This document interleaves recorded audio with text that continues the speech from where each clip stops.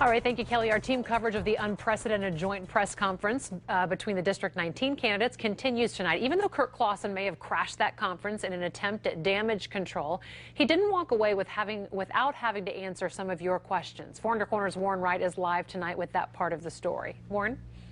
Well, first of all, it's almost unheard of to see a group of politicians put aside their differences, united in one common goal.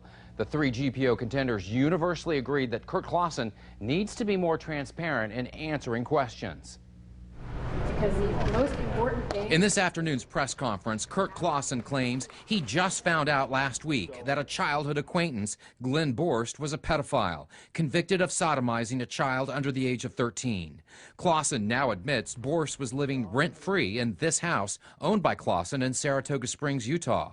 Clawson points out the crime was more than a decade ago, and his opponents are trying to take advantage of a personal tragedy. But just yesterday, Clawson identified the name of the victim's mother in a press release, claiming his opponents are acting irresponsibly. But Lizbeth Benequisto, Michael Drycorn, and Dr. Paige Kriegel would disagree. They've never brought forward this issue. You're the one that identified her, and you put together a commercial, and you're worried about her privacy, but you're the one that's actually bringing her name forward. I think the career politicians are keeping this story alive. That's what I believe. And I believe they could shut it down tomorrow if they want, today if they wanted to. Meanwhile, it's Clawson, not his opponents, that released this video today of the victim's mother saying she wants to be left alone. To try to score cheap points against someone, they forced our family into the political fray. Clawson also defended his decision to not report the house in Utah where pedophile Glenn Borst lived in his federal financial disclosure form. I explained to Clawson that his campaign manager told me in an email this house was an investment property for rental purposes. The financial disclosure form states you need to report rental income property.